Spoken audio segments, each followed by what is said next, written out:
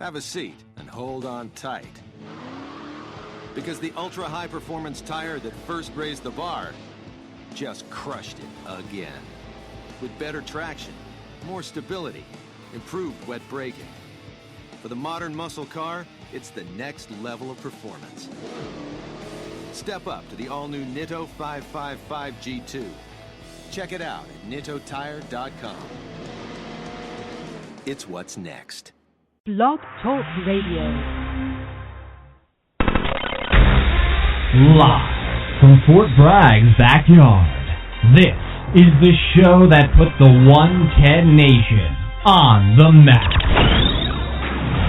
There is only one nation, the 110 Nation, and you're listening to the 110 Nation Sports Show,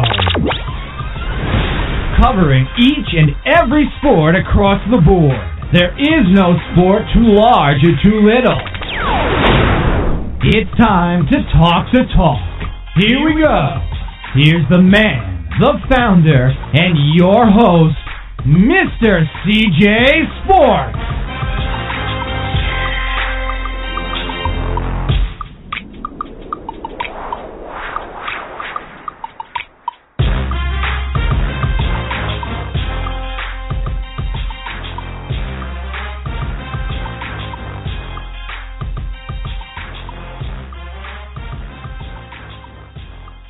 I want to welcome everybody to the 110 Nation Sports Show. I am your host, Mr. CJ Sports. You can follow me at CJ Sports 1. You can follow the 110 Nation at 110 Nation. Glad to be here on this Tuesday night, the number one night here at the 110 Nation Sports Radio Network. Looking forward to doing things a little bit different for the next couple of weeks. We're gonna mix things up. And we decided that amongst our shows, we're going to bring back some of the great interviews that we have had throughout the 2015 year. And so not only are we going to have, I'm going to kick the show off tonight, not only are we going to have Izzo to wrap things up and talk some NHL tonight, but I've selected a couple interviews that we're going to throw into the mix with that, and looking forward to reliving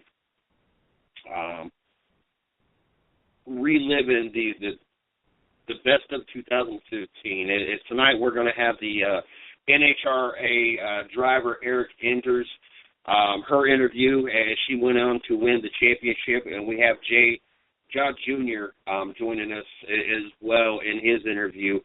We had both of these very young, talented, well, I won't say very young, Erica, not to put her age out there, but Erica's a little bit older than being young, but she's still a young at heart driver, back-to-back championships, and I don't think there's no slowing her down for next year.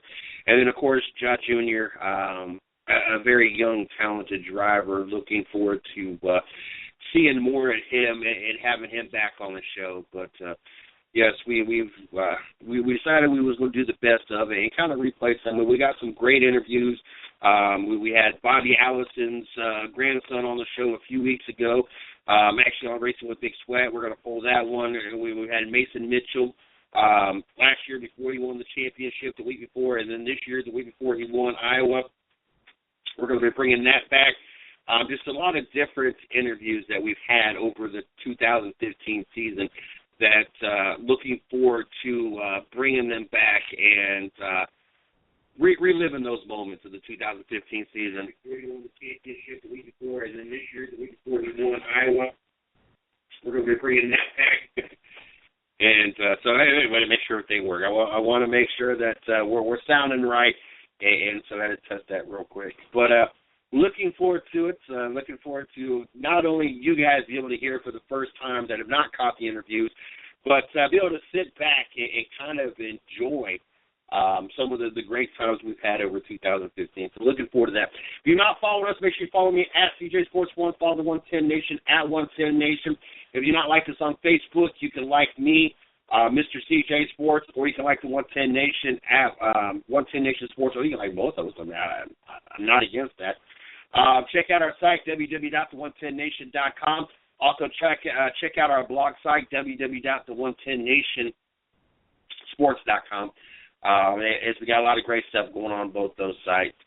Don't forget, you can find us on iTunes, Stitcher, Spreaker, SoundCloud, Blog Talk Radio, and also over on the I-95 Sports Network. I've got to make sure that I shout out to those guys. Make sure you guys check them out on Facebook, I-95 Sports and Entertainment.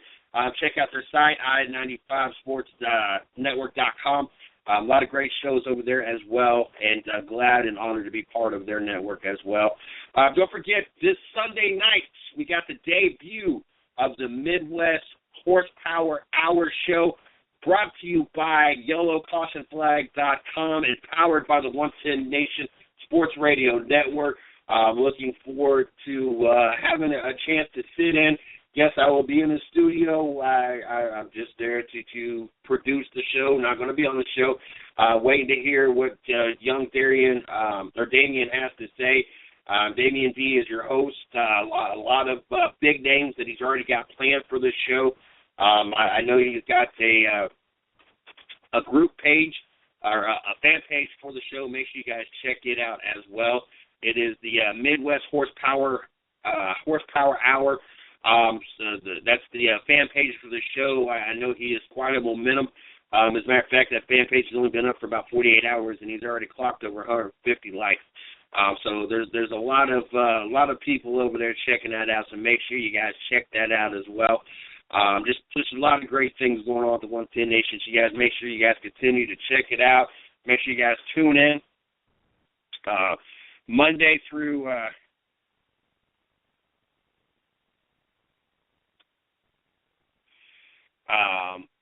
Make sure you guys check out. We're on Monday through Friday from 9 o'clock on. Also, the Racing with Big Sweat, you can catch that at 9 o'clock on Thursdays.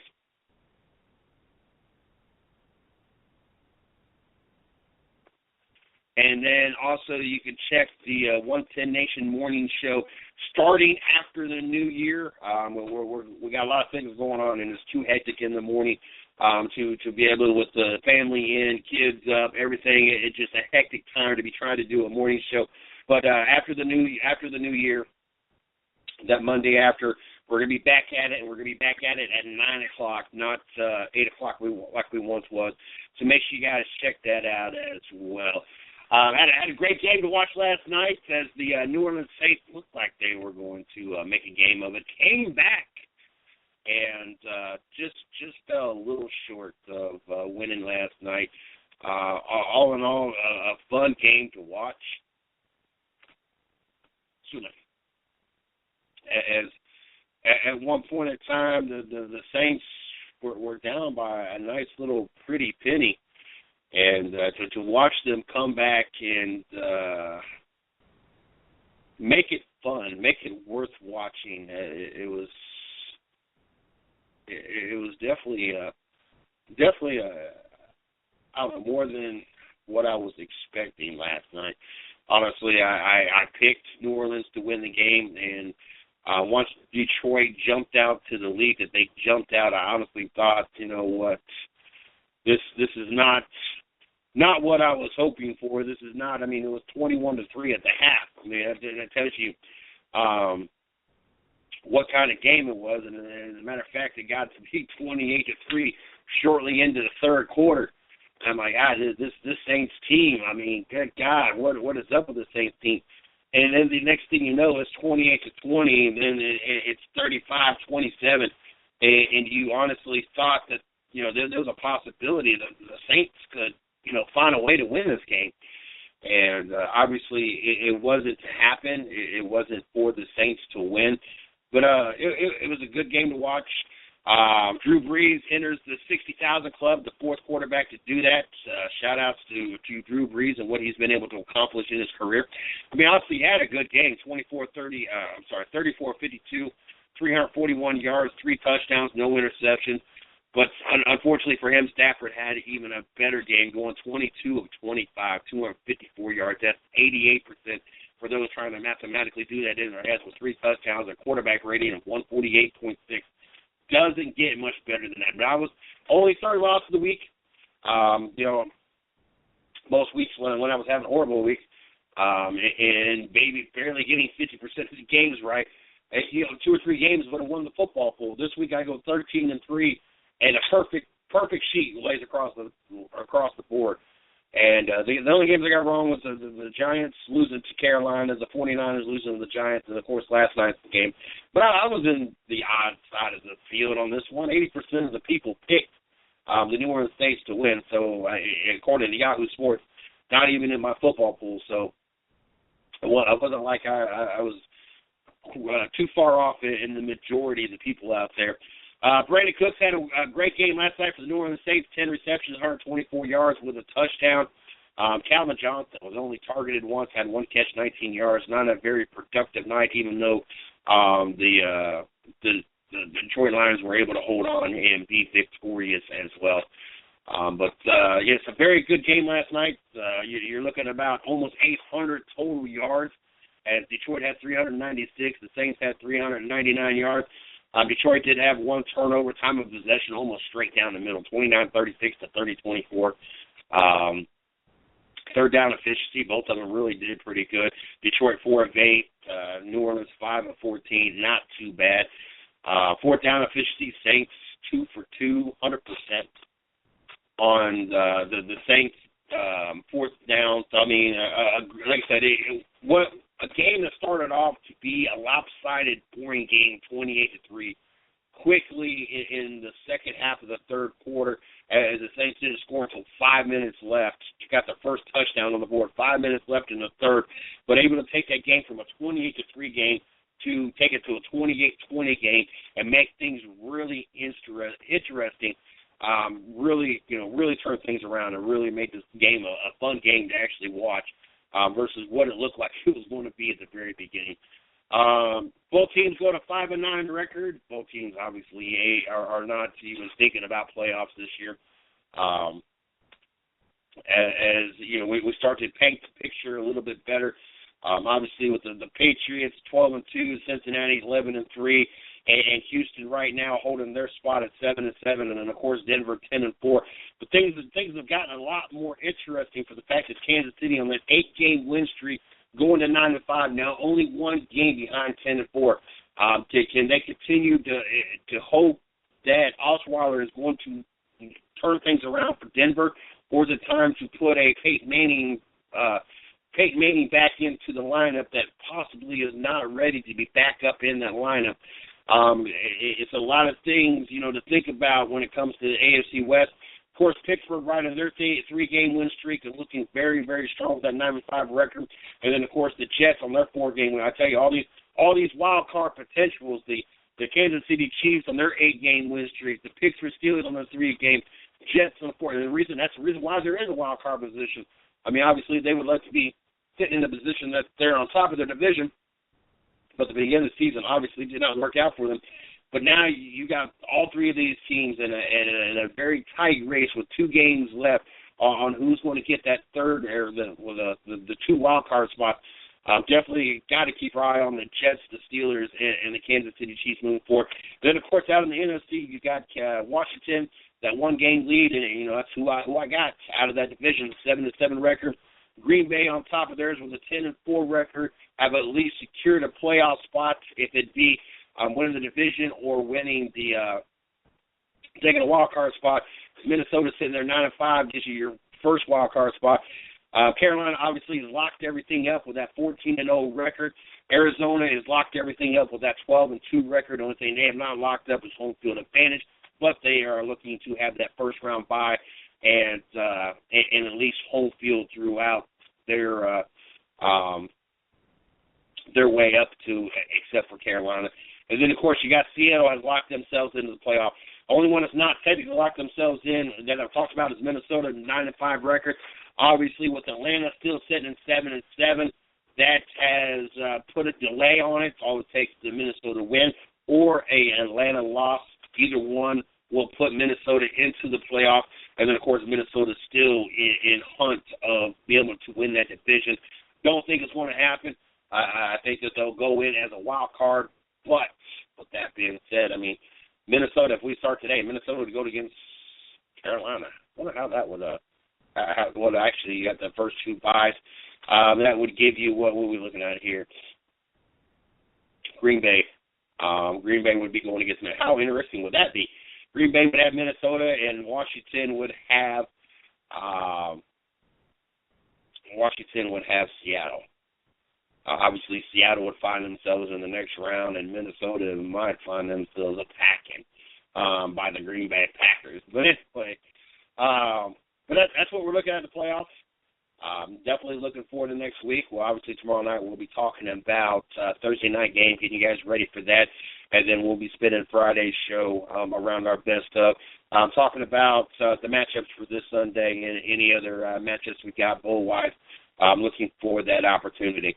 In order to be able to get both of these best of interviews in and to be able to make sure that we are ready for Izzo to be in the house, we got to go ahead and knock out the first of the best of.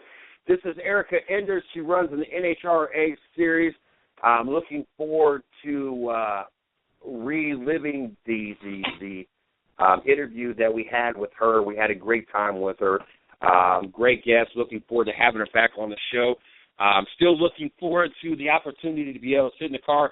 As you hear in the interview, I didn't quite invite myself, but I did say that, you got to start the car up. I would love to have the opportunity to sit in that bad Camaro that she got. And she said, look, all you got to do is get to the track, and I let you at least sit in it. So you guys sit back and enjoy the first of our best of 2015 interviews that we have lined up tonight, like I said, for the next 2 weeks.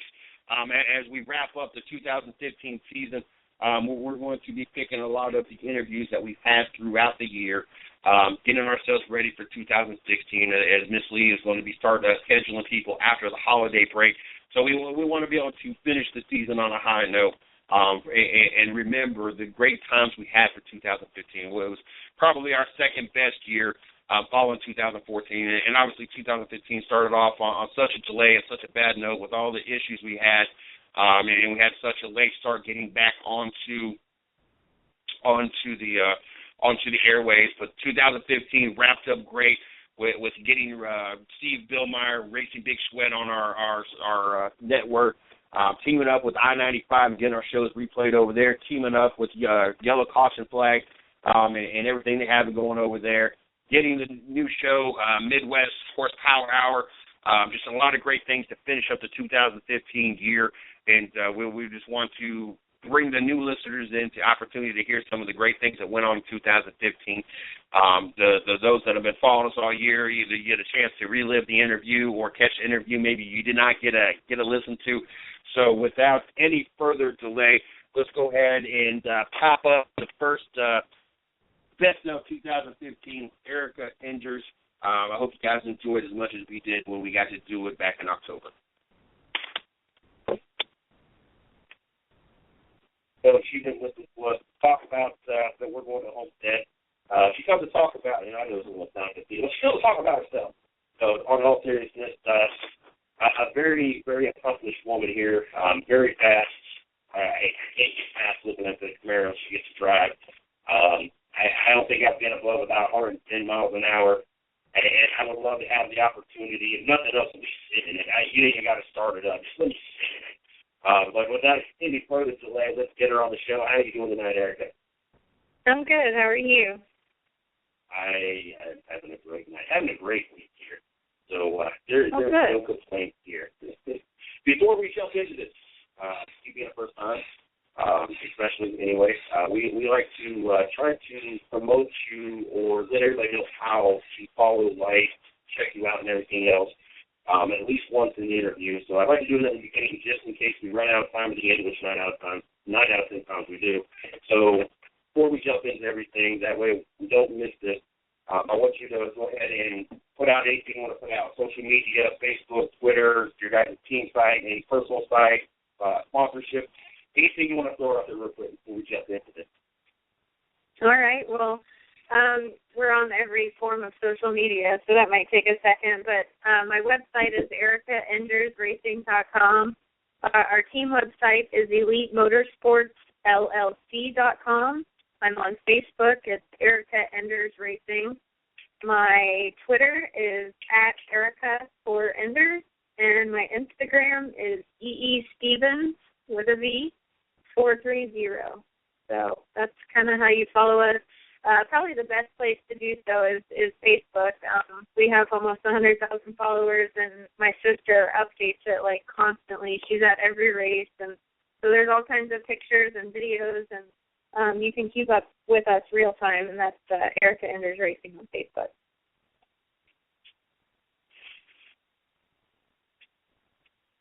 Gotta know. There's a lot of horsepower underneath that hood, and there's a lot of speed in those cars. How does a female in particular, I'm terrified of these cars. I've been at drag races. I've heard those cars, female, more specifically, get drawn into this sport. And it just seems like a very muscle kind of sport. It really is. I mean, it's obviously male-dominated, and kind of your good old boy sport, especially our class of pro stock is kind of known as the good old boys class. So there's not a whole lot of females. I'm the only one in pro stock. I believe there's 2 that race dragster and 2 that race funny car, and a couple of them that race motorcycles. So not very many females. There's a ton of them in the sportsman rank where I first started, so that's pretty cool. But I got interested because of my dad. I mean, I grew up watching him race, and I always wanted to be like him. He's my hero. He still is, and I wanted to be a race car driver like my dad. And he was just a hobby racer. He didn't do it professionally, but that's what our family did on the weekends. So every weekend after volleyball games or whatever I was doing, I'd go out to the racetrack with my dad.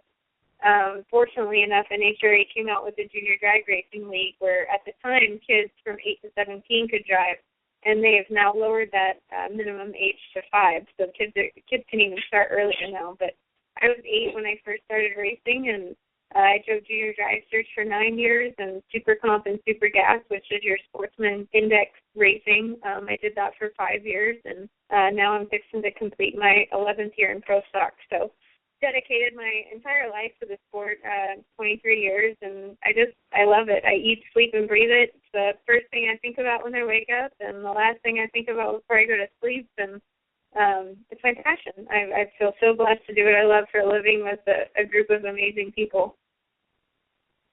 Now, at what age did you win your first race, and then also at what age did you know this was you? Like, you knew that you could make a career out of this.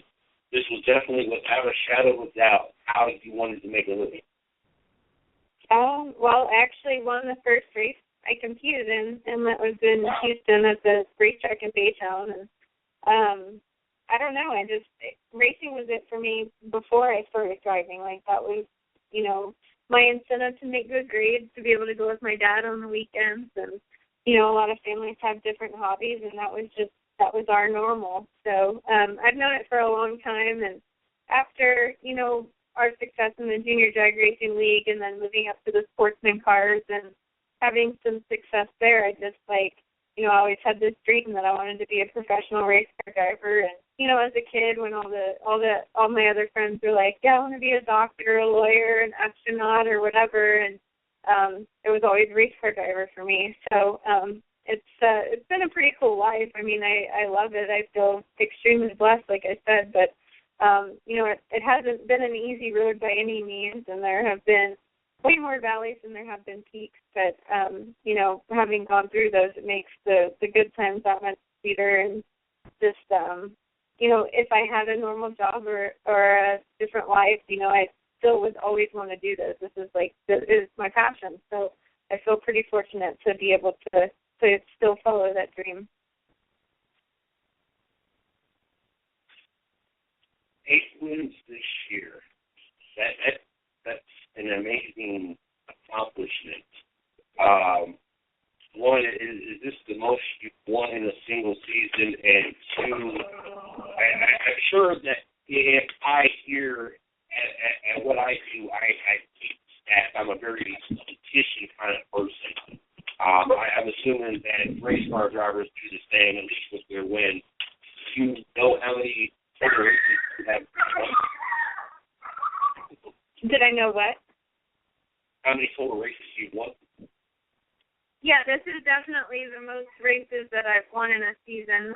Prior to this year, last year was the most with 6. So we just passed like the most female wins in 1 year, and Angel had that record formally at 7. So it was definitely a huge accomplishment, and we've got 2 races left, and obviously it's our goal to win those 2 as well. But that's a tall order, and we're going to do our best. But it's definitely been a fantastic season, either way you look at it. Will this be your first championship? I'm sorry, what did you say? Sorry, will this be your first championship? No, we won the World Championship last year in 2014, so if we're able to get it done this year, we'll be able to go back to back. So that'll be pretty cool. What's it like to sit in that beautiful-looking Camaro that you get to drive for 3 years? I love it. I absolutely love it. It's a blast. I mean, it's an adrenaline rush. It's an extremely challenging car to drive. I think that's why I like it so much, is that it like puts up a fight every time you let the clutch out in it, and it's something different. You know, nothing really happens the same every single time, and I'm learning every time I let the clutch out in the car. So it's definitely an animal to drive, but it's a lot of fun and something that, you know, like I said, I learn every time I get in the car. So after spending 11 seasons in it, you know, I've been able to learn a lot, but I still feel like there's a lot more left to learn, and I try to better myself as a driver every weekend. So it's a lot of fun, you know, no matter how good a shape you're in. Every time I get out of the car at the other end, I'm out of breath and just like, I don't know if that's the adrenaline. I don't know. I'm not sure if I hold my breath during the whole run. I don't know what the heck I'm doing in there, but I know that when I get out of it, I'm just like physically and mentally beat. So it's a lot of fun. This is the first time you got in one of those and you got up to full speed in that quarter of a mile. When you got done, was you like, oh my God, was you terrified? Was it a rush? What was it like the first time you had an opportunity to be full speed and do it, and, you know, had the opportunity to do it? Well, it took me a while to finally feel comfortable in one, but after my first full pass in it, like, I mean, it's kind of like everything else that I've ever driven. Like, it's like, oh my gosh, that's so awesome. Like, I just want to go faster. But at the same time, like, it takes you a while to catch up to the car. You know, like you're kind of just along for the ride in a sense at first, and so you learn how to handle everything that's coming at you and try to get in front of the car so you can anticipate things that are about to happen, whether it be tire shake or whatever. And so after the first run, it was kind of like, I guess you can associate it with maybe riding the craziest, scariest roller coaster ever. Like the click, click, click, like climbing to the top is just like you getting ready and not knowing what's going to happen. And then once you get to the top and you drop over the edge and you kind of lose your stomach like that, that's how it is when you let the clutch out in one of them. It's just like, crazy.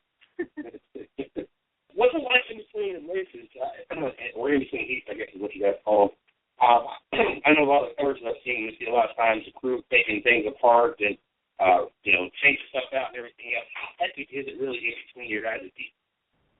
It's pretty hectic. I mean, if everything goes smoothly, it's okay. You definitely have enough time to complete everything that you need to work on. But, you know, if there is something that goes wrong, you know, like you need to change an engine or transmission or, I mean, well, the list goes on and on. We service everything from, you know, we run the valves every time we change valve springs because those lose pressure. If it's anything more than changing a valve spring or shimming it, you know, maybe a push rod or a rocker. If it's anything more internal than that, then we just change the motor. We completely service the clutch. We break down the transmission and change gear ratios. You know, I have to shift 4 times. It's a 5-speed car, so we bust down the transmission every run and change that. We could potentially change gear ratios. We change jetting and air bleeds in the carburetors, sometimes change intake manifolds or carburetors completely, change tires. I mean, we service the whole car. We don't tear it down to the bare block like Top Fuel guys, but we carry the spare bullets under our bench if we have to change a motor. So if everything's okay and it's just a normal service, you know, everything can be completed in 30 to 40 minutes. If we've got to change the motor, Obviously, it takes a little bit longer than that, but I mean, we've been up against the clock before. We completely serviced the car in Houston this year. Actually, is the most recent time it happened, and I went to fire to warm up, and it stuck a lifter. So we had literally 15 minutes to get to the starting line. My guys changed the motor completely. We fired, warmed up in 11 minutes. So, I mean, if it has to be done, it has to be done, and I've got the best guys in the world to do that. So turnaround times are different. Like, it just kind of throws you curveballs sometimes, but if everything's normal, you definitely have enough time to complete everything. You know, it's funny, because once upon a time, when I was in the military, I would brag because they could pull a HUMP in my shop at 9 o'clock, and by lunch, either I had to pull out or at least everything disconnected to the point that I'm ready to pull out. I could come back from lunch, and regardless of what point I left it at, I could have it back in and ready to roll out by the time I left at 5 o'clock. Now, after listening to that story, I don't even want to brag about what I could have done back in the day with a HUMP because, yes, 11 minutes to change everything. That's remarkable. Yeah, well, I mean, the behind-the-scenes stuff they don't get to see is I have 8 guys assigned to my car, and I also have a teammate who has 8 guys, and he was already eliminated from competition. So technically, I had 16 guys working on stuff. So, I mean, we just, gel completely, and everybody, stays out of each other's way, and there's just, this smooth routine that everything goes in. So it's, I definitely have the right people in place to accomplish that. It's not a one-man job by any means. Yeah, but having extra people on there, it doesn't always necessarily work out great, because then you got too many hands in the way, and you got a crew that's not working with another crew as much. So I think definitely tip my hat, because, the circumstance being it was in 11 minutes, that's phenomenal. What's the fastest official time, the fastest speed officially that you've ever had? And have you done any other types of racing outside of drag racing? My fastest time officially is 6.464 seconds, so 6:46. And that just recently got beat this year. The new record is 6:45 now, so 6.45 seconds in the quarter of a mile. And then my team and I still hold the mile-per-hour record at 215.55 miles per hour. So we're hauling the mail. It's pretty quick. And actually, this past weekend in Dallas, it was really dry, cooler air, so we were able to run fast. I was able to run a 6:46.1. So I guess actually that's my quickest time now by 0.003 of a second. So it's kind of unheard of to hear those types of elapsed times in Texas. Normally those they've been set in the past in Reading, Pennsylvania, and Charlotte, North Carolina, kind of further north where it's a little bit cooler. So we definitely had a fast weekend in Dallas, but yeah, it's pretty quick. So aside from drag racing, I mean, I don't have much other experience. I got my SCCA license a few years back, and of course go goof around and race go-karts and stuff with my friends and shifter karts and Formula Fords and whatever. I've had a little bit of experience in other stuff, but nothing like drag racing. I mean, I've spent my entire life doing that. So the SCCA license deal was just kind of like a 3 or 4 day course to get the license, and the other stuff we just goof around with having fun. So by no means am I very talented at that, but I guess I could handle it, maybe. I don't know. I like to go straight. I mean, I feel like I have a little bit of that attention deficit deal where, after I'm done in 6.5 seconds. So when I'm having to, run laps and whatever, I'm like, oh, look, there's a bird. It's just there's a lot going on, and it's definitely a longer race than what we're used to. So it's interesting. Now, for you, and I don't know why this flashes in my head, but recently, I would say it wasn't last week, it was a Facebook post, and I don't know how many people have seen this one, but there's 2 people sitting at a stoplight, a young punk in, I want to say a Porsche or something sporty, with a cute girl sitting next to him, and there's a guy in the other car, kind of middle-aged, sitting at, I think what it was a Camaro, and the young punk's revving his engine and gives the guy the bird. And the middle-aged gentleman turns at him and holds up his badge and lets him know he's a cop. And kind of a poke at him. His girlfriend ends up waking the cop and everything else, and she's rolling. So my question question to you is, one, how many times have you sat at a stoplight and had, some folks sit there and rev their engine up, and you just sit there and think in your mind, you only knew what I did for a living.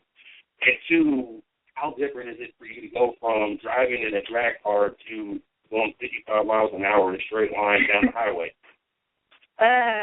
I've been around my fair share of street racing. I mean, in high school, that was a thing to do. I had a 67 Chevelle, and then I had a new body Mustang Cobra and a jacked up Ford pickup truck. So I've had like all sorts of fun fast cars, and then like the mud and jacked up truck or whatever. And my friends and I would go out and watch the street races when we were in high school. Like I could never, compete in them because I had an NHRA license, and if you got caught street racing, they could pull that. So I was really kind of strict with that stuff, but we definitely go out and watch and have fun with it. But being in like faster street cars and hot rods and stuff, like people would pull up to you at the stoplight and rev their engine at you and like ask you to race, and always had to say no, and that kind of sucks. But at the same time, it makes you laugh because they have no idea that I'm a young girl and what I do for a living is what they're trying to get me to do on the street. So that's definitely interesting. But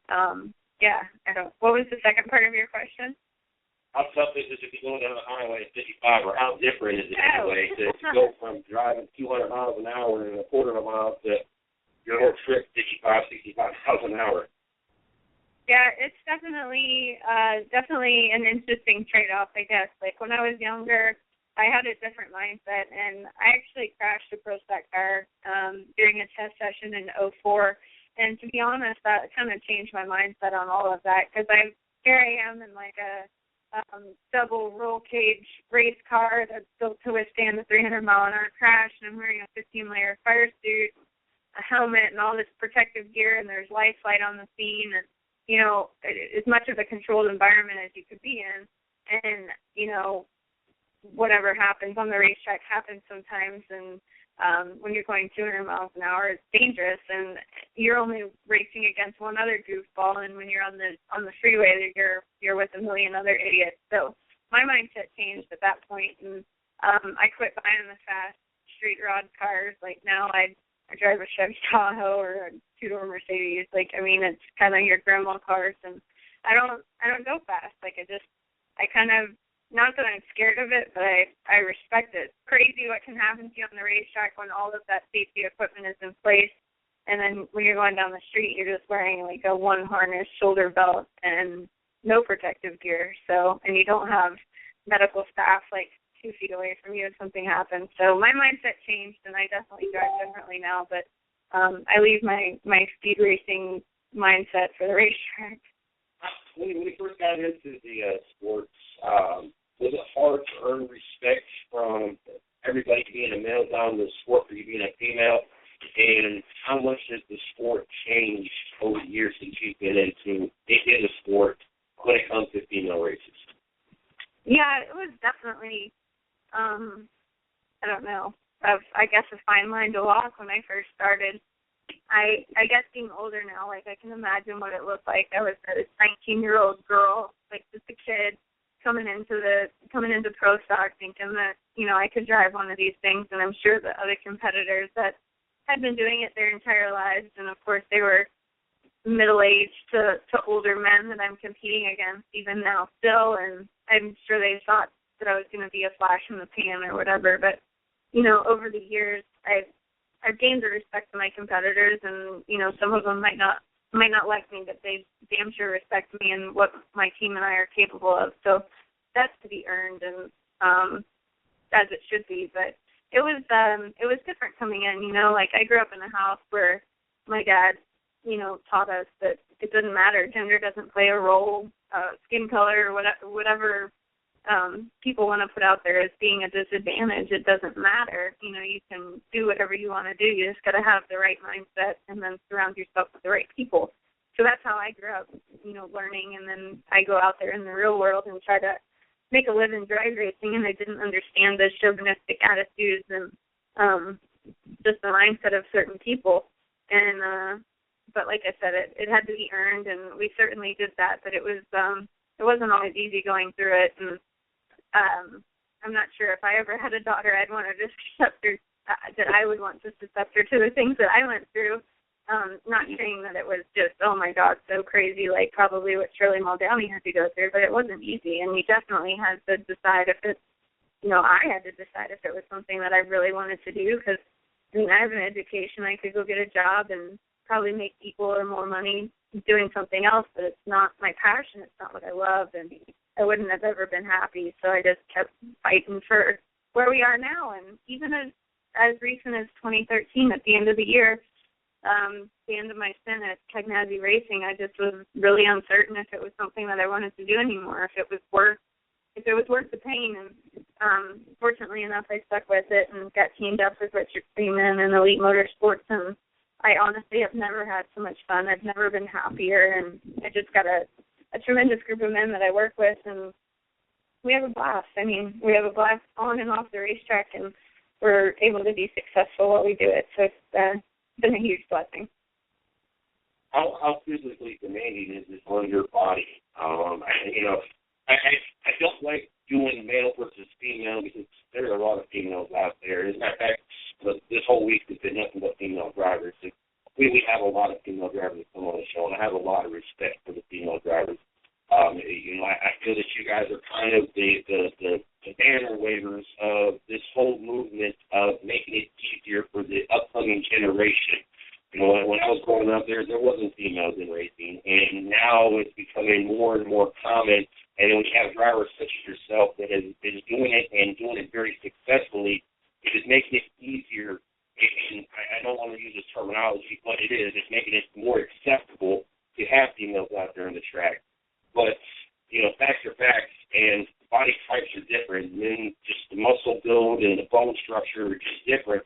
So, one, how physically demanding is it for you to be in those type of cars, and what do you do to help yourself stay physically prepared for it? Yeah, I mean, it's definitely different. I mean, obviously men are stronger than women, and I'm, totally on the girl side. We can do anything that we want to, but at the same time, the physicality of it is plain and simple. Men are stronger than women, but a lot of it has to do with the 6 inches between your ears, and that's your mindset. And that's something that I guess I had to work on more than anything when I was starting out.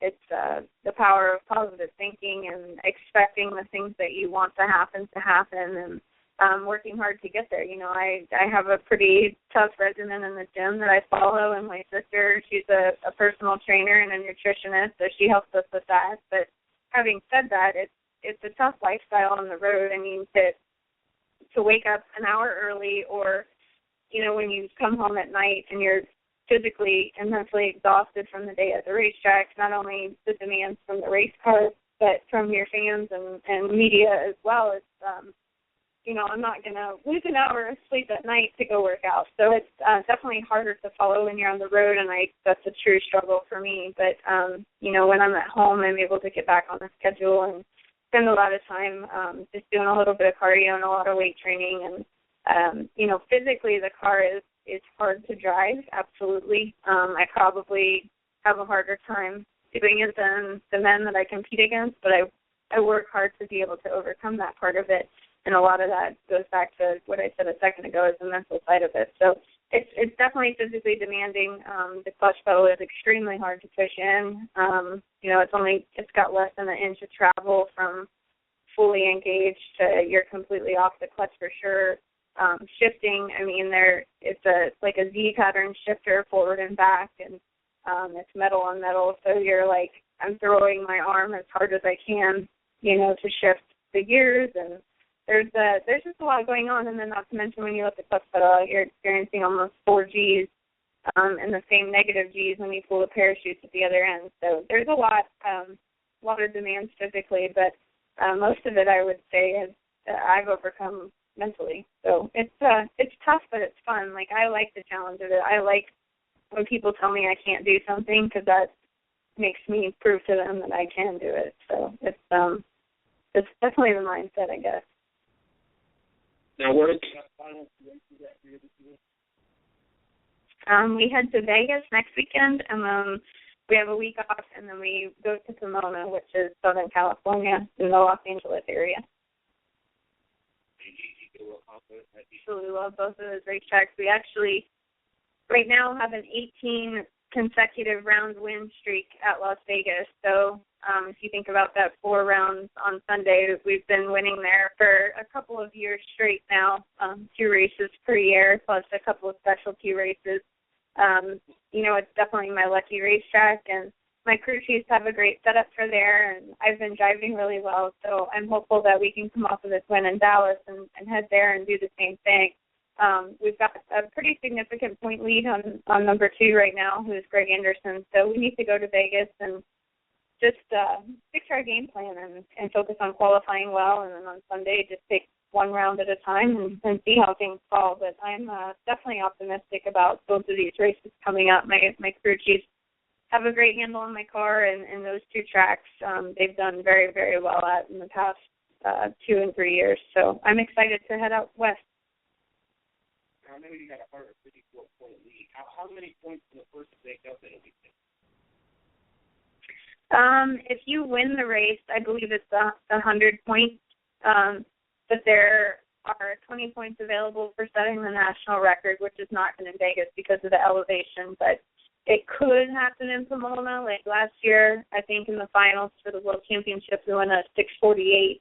But that's still 300th of a second off the record. So, obviously hopeful that the weather is not conducive for a national event run, record-setting run for somebody else to go out there and get and capitalize on those points. But there are 3 bonus points per qualifying round available. So if someone were to run the quickest run of every qualifying round, they could accumulate 12 points there. There's some bonus points for qualifying on the pole, and then 20 points per round and 20 points for the national event record. So I think the most somebody could score is like right shy of 140 points. So we just have to stay pace and actually just stay ahead of Greg Anderson. And I think we can do it. We're 8 rounds ahead right now, and there's 8 rounds of racing left. So something really crazy and catastrophic would have to happen. But I know that we're going to do great. I just got to keep a positive attitude. Well, obviously, that's nowhere close. 4 years has been locked in for the rest of the season. Just trying to figure out the point system would confuse me enough as it was. So I was trying to see how I'm not going to say easy it's going to be for the next 2 weeks, but how stressful it could be. But obviously, in 1 week, they can eliminate pretty much that whole 150-point deficit if everything lined up for them and didn't line up for you. So obviously, you got a lot on your plate the next 2 weeks. I want to thank you greatly for coming on. We love having the opportunity. We've had Doug Herbert and Tina Snow on the show. We don't get an opportunity to get too many drag racers on the show, so it's really cool to kind of step away from the making the left turn that those would say and talk to somebody who just goes in a straight line. I don't know. It's not much different to me. I mean, it's kind of. I know it's not simple, but it's trying to make it simple. I guess it doesn't amplify whatever that you're against. But people sit there and try to make fun of race car drivers. All you do is left turn, you go in a straight line. You do that for any sport. Football player, well, you just go up and down the football field, or baseball, you just run around in a circle. I mean, so you can kind of do that for any sport. But it's really cool to have a change of scenery and definitely have an opportunity to talk to somebody we've not had on the show before. So I definitely want to thank you, and I definitely want to congratulate you on 8 wins already this year, and hopefully you get a couple more and get you another championship. We definitely want to wish you luck on the rest of the 2015 season and, of course, the rest of your career as well.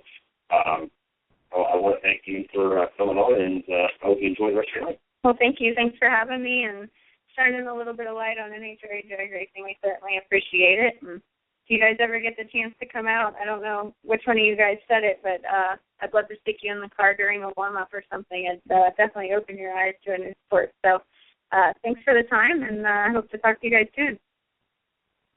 Yes, ma'am. Definitely, the door will definitely be open. And that was me. Like I said, you don't even have to start the car up. I just want to sit in one-on-one. Just imagine what the power is like to have my hand on that steering wheel. But definitely the door is definitely wide open. Hoping to get you back on soon. Talk about the Empire season and everything else, and what the plans are for 2016 and future future show. So good luck, and we'll talk to you soon. All right. Thank you, guys. Yes, ma'am. You have a great night.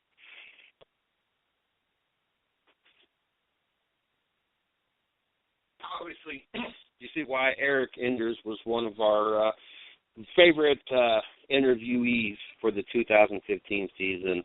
Had a great time with her. Definitely going to hold her up to the be able to sit in the car in the warm-ups. I'm definitely excited to see, and of course I'm going to be keeping a close eye on the 2016 schedule to see when they come out here to Charlotte. And I'm definitely going to hit her up. Like I said, the car ain't got to be on. I just want to sit in that bad boy once. It ain't even got to be on the warm-up. It could be sitting in the back where they're working on. Just let me sit in that bad boy once. Oh my God, I would love that. But yes, that was one of one of our favorite interviews for 2015. Don't forget, you can check the 110 Nation Sports Show out Monday through Friday, 9 o'clock Eastern Standard Time, p.m. that is. Also, we got Racing with Big Sweat Thursday night, 9 p.m. Eastern Standard Time as well. Also, you can catch the Midwest Horsepower Hour. Its debut this Sunday night, 9 p.m. Eastern Standard Time. Make sure you guys check that out as well. And then once we come back off the Christmas break starting January, I want to say it's about 3rd or 4th, whatever that Monday is, you can catch the 110 Nation Morning Show at 9 a.m. new time. Looking forward to being back on the air. Don't forget, you can check me out at CJ Sports 1. You can check the 110 Nation at 110 Nation. Also, check us on Facebook. You can check my fan page, Mr. CJ Sports. You can check the 110 Nation's fan page, 110 Nation Sports. Check out our site, www.the110nation.com, or check out our blog site, www.the110nationsports.com. Well, without any further delay, we have one more best of 2015 I want to bring to you guys. Another young, talented driver. Looking forward to having him back on the show as well. Jay Jr., very, very talented, has won him some quite a few races in the championship as well. So sit back, relax, and enjoy this interview. We had him back on October 28th for the 2015 as we wrap up 2015 and get you guys ready for 2016.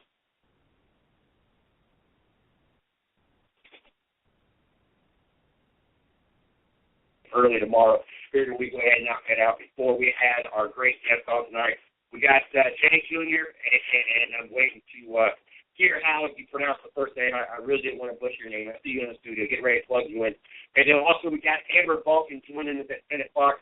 I'm looking forward to have her on. We think she's missing half, and we supposed to have her on the last 2 Mondays. Finally, looks like we're going to get her on tonight. Looking forward to have her on as well here at the 10 o'clock hour. But without any further delay, I'm always glad and looking forward to having a first-timer on the show. I think we've had all returning guests, and of course, Amber's been a returning guest as well. So it gives us an opportunity to meet somebody new and have an opportunity to learn about their racing career, their life, and what their future holds. So without any further delay, let's go ahead and introduce our first guest. Jay, how are you doing tonight? Yeah, thank you for having me on the show tonight. How are you? I am doing great, and so I don't butcher it up and have a bad tendency doing it, and this league gets all over me for doing it. I want you to pronounce your first name for me so I don't screw that up. My first name is Jairo Avila. Yeah. Okay. Yeah, you can't get that. It's pretty hard. That's why I have a lot of people call me J.A. Jr. Makes it easier for everybody. There you go. Glad to have you on tonight. What we'd like to do before we jump into talking to you, and we do this with every guest, I want to give you an opportunity to plug yourself. Social media, website, team site, wherever you want to throw out there. That way the fans get to know you a little bit better and have an opportunity or a way to find you so they can follow your racing, follow your season and your racing career. Okay, cool. Yeah, everybody, you can follow me on Twitter at Team J.A. Jr. or Facebook at J.A. Jr. And then on Instagram, you can look up for me at J.A. Jr. And then my website is jjr56.com. You can go check it out. Cool. Make sure that I did that. I know I connected with you earlier. Later on, I'll try to connect with the rest of them. Okay. At what age did you get into racing? Oh, I started when I was 5 years old with the go-karts out at LATC at Fontana Speedway. You know, it's crazy to me because until I started doing this, I had no idea that drivers started at such a young age. It's not something that I ever heard of. You know, I'm not saying it's uncommon or, you know, I think I just had blinders on. Yes, I participated in Pee Wee football and T-ball, and I knew that they started in ball sports at a young age. I had no idea at such a young age, and it's even more amazing to me for the fact that I call her my daughter. I raised her since she was 2 years old, and we still have a wonderful relationship, and she still runs into walls. My son, he ain't much better, and then in the current relationship I'm in, they're 4 and 5, and prime example tonight, I talked about how they can't make it through the living room without tripping over their own 2 feet, and every single time, and Shorty said they're talking about, no, not every time, and calls them out here to try to make a point. They even make it out of the bedroom when one of them smacks the right on face first and trips over their own feet. So with that being said, I couldn't imagine at 5 years old having one of these kids in a go-kart. What was it like growing up and having the opportunities that I couldn't imagine those kids even be able to handle? Oh, no, it was an amazing opportunity. You know, in my family, I'm the first one to be racing. You know, my dad, he was a marathon runner and stuff like that. So there was no racing in our family and stuff like that. So for the first generation to come out and be a race car driver, that's pretty funny and stuff like that. But I could have done it without the support of my parents. You know, they've done a lot for me. Just coming from Colombia, migrated from Colombia to here to the United States. So it's a pretty amazing opportunity that I was able to do racing, you know. Mm-hmm. And what all of you had the opportunity to run in? What all different kind of race cars? Oh, I started out with the go-karts when I was 5 years old, you know, and then I moved up to a band lovers when I was about 9 or 10. Won a lot of races there, and then about the age of 13 or 14, I moved up to the Legend cars and stuff like that. Won a lot of ton of races, championships and stuff like that. At the age of 17 and 18, I was started racing the modified and stuff like that in the K&N series, and then this year, I raced ARCA series. So. At what age did you realize that this was you? This is what you wanted to do, and not only this is what you wanted to do, but you knew that you could make a career out of it. Me and my dad had a serious talk when I was about 9 years old. You know, he said, "Did you want to really do this and stuff like that?" I tried all sports. You know, he tried to get me soccer, basketball, baseball. I wasn't really good. Plus, I wasn't in the jumping around and stuff like that with soccer. So I kind of liked racing because it had more speed. You know, I always liked that speed. You know, I was always running around, but I don't know. We had a really serious talk at the age of 9, and he said, "You really want to do this?" I'm like, "Yeah." So ever since we've been chugging along, trying to make it to the big boys, you know. It's crazy, you know. And I tell this story all the time because I get blown away at such people that are such a young age that know what they want to do. You know, I've been in restaurants, been managing. I've bounced. I've been in the military. I've done a lot of different things, but it wasn't until 4.5 years ago when we started the 110 Nation that I had any clue what I wanted to do. And so it was about 32 years old when I finally figured out what I wanted to do. It always blows my mind thinking, I know a lot of people that, you know, in their 20s and 30s and still don't know what they really want to do or what really makes them happy. And so it blows my mind to such young, motivated, and talented athletes out there that know that's what they want to do and do everything they got to do to make it happen. Now, of all the cars that you've had opportunity, different series you've had an opportunity to run in, which one has felt most national to you that seemed to come the easiest? And then the exact opposite, which one of the different cars that you've had opportunity to be in was the most difficult for you to get the hang of, or you just never really feel comfortable in, or was ready to move out of that because it just didn't feel right? I think if you talk to a lot of drivers, they'll say the Legend car. That's about kind of the middle stage of kind of getting into the full-size cars and stuff like that. Those things, if you can drive those cars, you can basically drive any car. This is kind of like a 1934 kind of Chevy sedan or a Suit, and it's kind of it's a motorcycle motor basically. It's a 1250 or a 1200, and then they run on what they call federal tires and stuff like that. So I mean, those cars, once you get a handle of them, they're so much fun to drive. They have them at Charlotte, out on the West Coast, East Coast, and Midwest. Those things are, I think, the best cars you can ever drive. Now, you've been going through all this up until I know that you were over at Lear Motorsports and were staying in Pro Series. Obviously, you was probably on the team, and correct me if I'm wrong on that as well. But in the rest of the as you work with go-karts and the Bandoliers and the Legends and all that, was this family fan teams or was it part of teams? There were the go-karts and Bandoliers. It was just me and my dad. Sad for my dad because I would sometimes give him help, you know, if I didn't win or not. And then after we started getting to Legend cars, trying to get more serious for the bigger cars, you know, we kind of asked for help around the track and stuff like that. For the Legend cars, I had a lot of help with TJ Clark. You know, he's a big out here in the West Coast and stuff, so he helped me win a ton of championships out here. And then once I got into with the K&N series, he took me up with the team out here, and that helped me a lot. So that was pretty cool. What was it like to have that opportunity, you know, these early years, having an opportunity to do that with your dad? You know, a lot of people don't get that opportunity to participate in this kind of sport and get to build that kind of relationship with the parents. What was that like for you?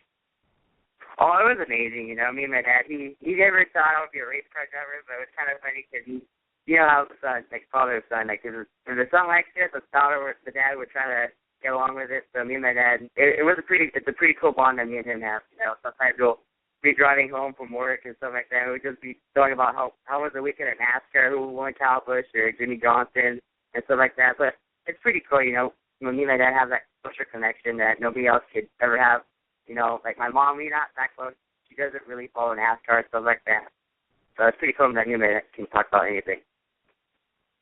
It is funny to listen to people talk about go-karts. And the reason is you guys do this competitively and it helps build your career.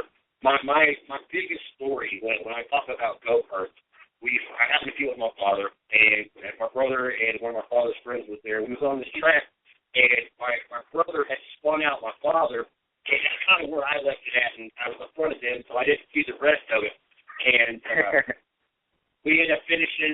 I ended up getting out, and I started walking back, and my father's, I think it was my stepmom or maybe his girlfriend at the time, and my dad's friend, dad's friend's wife was over there, and I'm walking up, and they're like, oh, cool, there's a bonfire, this, that, and the other. And here to come find out, when my brother had spun them, the tires that hit a dip or a pothole in the track and caused my father to flip the go-kart. That's what was on fire.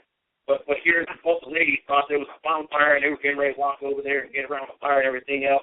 And you know, that's the kind of stories we tell when it comes to go-karts. Yeah. Not us on the track and winning races and everything else. Growing up, how hard was it for you guys to find advertising in it? You know, it's just one of those sports that it, advertised brand. You know, there's money there, and you need to find a way to put, somebody's label on your car to stop paying for it. It's a very difficult thing. How hard was it finding advertising going, through the station? Yeah, I mean, with us, I know being Latino, it's really hard with how NASCAR is. It's a middle American sport and stuff like that. So it was really hard for us, like sometimes we'll go to the track and we'll be like the only Latinos there. It's kind of funny, I made a lot of friends on the track. But I mean, it was just me and my dad, we never gave up on that dream that me and him talked about, that we were going to make it one day. And look how far we've come, we ever thought, how we don't come from a lot of money and stuff like that. We work hard. I work with my dad on every day. He's a general contractor. He just got his license a couple years ago, and he did it for that reason so he can make my dream happen. And we're just hard-working Americans, trying to live the American dream. That's definitely cool. My boss and God, that just lost my thought. And now I'm getting pictured in the back. Forgetting my thought here. Where was I about to say? God, that really I hate when I lose my train of thought. That's why I'm supposed to not ever do two things. I remember now. I get registered 5 years old, and I'm into trying to have a successful race career as you grew up going from school and all that. How was that for you growing up? Not really having. I would assume most of us didn't have much of a personal life, or not maybe a personal life, but so much of a social life. There was a lot of things that they had to sacrifice to make their career. Was there a lot of things that you sacrificed, and was there at any point you sacrificed, kind of like to do the kid stuff at some point versus being focused, or was it always just focused on the career, focused on the career? No, I mean, I lived an awesome life, you know. I mean, I'm doing what I love. It's becoming a race car driver, you know, living a race car driver's dream, basically. And then, no, I really don't have any regrets. You know, me and my friends, they don't like the race aspect of racing, but they support me and stuff like that. They come out to the races out here in Irwindale and stuff, watch me race and stuff. But, I mean, it was kind of hard with school, you know, starting out as a freshman and stuff like that. I was going to school.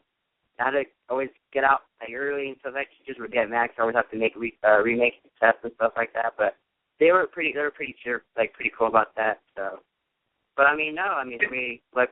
I was gonna say, it's just weird, like looking back and running into some of your old friends, and you have all this racing knowledge. And you know, I'm not gonna assume that race car drivers or race teams want to sit there and talk racing 24/7, but it's kind of in your blood, and it's kind of stuff that you're an expertise, you know, an expert at. And you know, a lot of my friends, you know, that's all I talk about is sports. You know, a lot of times if you don't have time to talk sports, or we ain't talking kids, I'm probably not saying too much to you.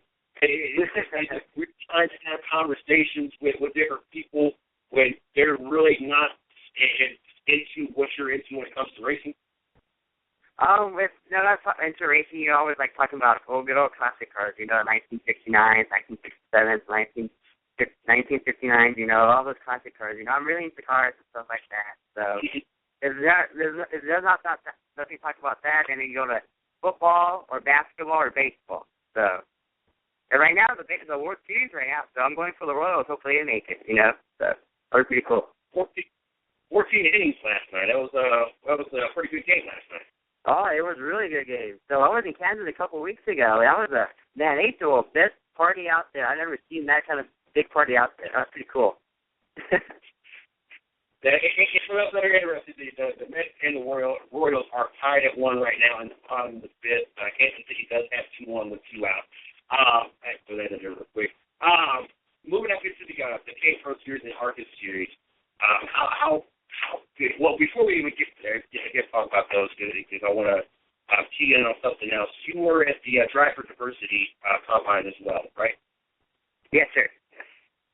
I was at Langley Speedway. How big was that for you to get chosen to go out there, and how much do you feel it helped you move along in your career? My Drive for Diversity program that NASCAR puts out every year, it's an amazing program, you know. Different drivers come out from different parts of the country, you know, from Mexico, Colombia, here even from the States, you know, Canada, California, Texas, anywhere. And then, I mean, it's a really tough group, you know. You got really these young, talented drivers just like you trying to chase your dreams and stuff like that. And when you go there, I mean, you really have to be on your A game and show them what you can really do. And then moving into the K-Pro Series and ARCA Series, how much of a change was that for you from going kind of to the local and, you know, not so much the national, I'm going to say both the local and national scene, but the talent level, going from, you know, not just your local, your state, or the tri-state area, or wherever you were traveling, and the Legend and the go-karts and all that, but now you're getting some of the best that are working on the same goal. And I mean, you're ultimately taking, you know, thousands of drivers that normally drive on Fridays and Saturday nights, working their way up, and the pool is getting smaller and smaller. There's so many drivers in the K-Pro Series, there's so many in the ARCA Series, there's so many. Ultimately, you guys are competing for 43 spots on Sunday. And yes. In all honesty, you're really only probably gunning for about 20 spots, because there's a good 20 to 25 of those guys. Until they retire, they're not going nowhere. Jimmy Johnson's not going nowhere. Dale Jr.'s not going nowhere. So you're really not even fighting for 43 spots. You're kind of fighting for about 20 spots. So as you moved up, how different has the team been for you, and how much tougher is the competition as you moved up into the K-Pro and now the ARCA? Oh, it's so tough now. I mean, nowadays, I mean, you have a lot of talented young drivers coming up to the ranks. The teams are getting harder to pick drivers and stuff like that. And just to tell you right now, I'm extremely blessed where I'm at with Carlos Lear and Lear Motorsports. I mean, they're giving me the dream right now. Just racing in ARCA, and if it wasn't for them, I think I wouldn't be here and stuff like that. Even with my parents, for all the hard work that they put in, that making all this possible and stuff like that. So I have a lot of people that think, you know, I didn't get here with all the money and stuff like that. I got the opportunities and stuff like that I'm blessing every day, you know. What kind of tracks do you prefer? Do you prefer the super speedways, or are you a mile and a half track kind of guy, short track guy? I'm a short track kind of guy, you know. You got to do that. Come on, that's like the best racing out there. I tell you what, I tell people all the time, people kind of look at me funny. I had the opportunity in 2011 to go to the Daytona 500 when Trevor Banks was brothers back in the victory lane. And then the last years I've had the opportunity to be out in Bristol, and I've been back to Daytona a couple times in 2011. For the last 3 years I've had the opportunity to go to Bristol. And, you know, when I weighed out and had rid out my bucket list, the tracks I wanted to visit, honestly, Bristol Saturday Night Racing was right there, toe-to-toe with Daytona, go to the Daytona 500. There's just something about the door banging, the pushing, the shoving, and everything that gets involved when you get to a short track. And I love, especially Saturday Night Bristol racing. Road courses. How well do you fare on road courses, and are you a road course kind of guy? I'm a road course kind of guy, you know. I mean, I grew up with the go-karts and stuff like that, so that's a lot of circuit racing and stuff like that. So, I mean, yeah, I love the road course is a big fan of mine. I would do better, actually, in the road course than oval, but I'm still good in the oval, you know. But I would prefer road course, you know. It's more of a driver's track, you know. It's like the short tracks, you know. It's all a driver's track. So, I mean, if all the drivers that are real drivers and stuff like that, they're going to tell you that they like the road course and the short track. Now, Cadence Pro Series, how did you fare in the Cadence Pro Series? Oh, I'm actually with Cheetah Clark. He has connections with John Woods here he's from Idaho, and then he was looking for a driver and stuff like that for State Line last year, and then he put me in it, and then they were like, all right, go. It was a one race deal. We're running fourth with Brandon McReynolds and Nicole Bearhart. On the last time they get together, Nicole goes up, I'll try to pass her third, and she comes down, I kind of get into it, and then my first run finished sixth. So after that, he was like, dude, you're running the next 5 races. So I'm like, all right. So after that, we went to Colorado, Kern County here, and went to Kern, Colorado, Evergreen, and I think that was the last one I went to. So all the races. You finished pretty well in those two? Oh, yeah, I finished pretty well. I think the only trouble I had was Evergreen. I had a radio problem and stuff like that. So, I mean, I finished out of the 4 races. Out of the 5 races I did, I was 4 out of the top 10. So it wasn't the best equipment out there, too, to tell you that. So everybody, a lot of people were surprised what I did with the equipment I was driving. So it was pretty cool. Hey, that speaks a lot for yourself. And if I read this right, you did 2 races this year in the ARCA Series? Yes, sir. Pocono and Kansas. Gotcha. You finished with 16th at Pocono? Yeah, Pocono wasn't the best experience. I love Pocono, to tell you right now. Pocono was the best experience ever, but we had problems during practice. You know, I burned up the clutch coming out of the pits and stuff like that, so I really wasn't able to get any track time. The only track time I had was qualifying, which is coming out of Troy and get a little loose, kind of kiss the wall. I had to start in the back and then work my way up and finish 16th. So I learned a lot. Got applied to Kansas. That's why I did so much better at Kansas and stuff like that. It was pretty cool. What did you end up finishing at Kansas? I think it was 10th. So we got up to the 4th with the pitch strategy and all, and then we fell back to 9th, and then I had to come back again for 5th, and then we finished up 10th. At Kansas, I love and enjoy watching the Kansas races this year. Pocono, I don't know, there's short tracks out there that I just don't have a real big interest to watch. And for some reason, Pocono is just one of those tracks. It's a great track, and it's a great to watch. It's just one of the tracks that's just not really that interesting. I don't know why. It's hard to explain. The straightways are really long. They were really long. I didn't know they were that long when I went out there and drove. I'm like, wow, these things are really long. From when you got into the Canadian Pro Series up until now, what do you feel that, looking back, when you got into the Pro Series, where you're at now, what did you have to learn the most to adjust to make you a better driver, to make you the driver where you're at now? And also, what came the most natural to you? Like, looking back at it now, maybe when you step into the Pro Series, you're like, no, I don't know about this. I just of it. It's looking back at it now, it was a breeze. You probably even thought, didn't even think about it. You were even worried about that when you stepped into the car. Mm-hmm. Well, no, before I come to the K&N Pro Series car, I was actually driving a modified. It was just a modified studio. Those tires, those cars drive on 8-inch Hoosier tires with a 550 horsepower motor. Those things are very hooked to the ground and stuff like that. So I learned a lot of car control there, and it really helped me for the K&N car because it's a bigger and heavier car, so I had so much car control that when I jumped in there, I was like, oh, this is pretty easy and stuff like that. But it was actually learning more about the car and stuff like that. Just not jumping in there, making it easy. There's like little stuff that you learn and stuff like that compared to the modified to a K&N car because the tires and stuff are so different. So it's just a lot more heavier car and stuff like that. And when you jump into the ARCA car, it's a whole lot more heavier. But the only thing is that I never driven faster than 140 miles an hour. So when I went to Pocono, I'm like, whoa, we're hitting 190, 200. This is fun. So it was a brand new experience. So. Did it kind of, I'm not going to scare you, but it kind of makes you grip the steering wheel a little bit harder possibly? No, at Pocono, yeah. Then at Kansas, when I watched a lot of videos, I did the clips really good. So I watched a lot of videos from NASCAR and stuff like that. And I saw a few drivers in-car cam how they have their hands more up from the steering wheel. So I'm a kind of low kind of steering wheel kind of guy. So I moved my position a little bit, and it helped a lot. So it was a good finish with Carlos Lear and Lear Motorsports.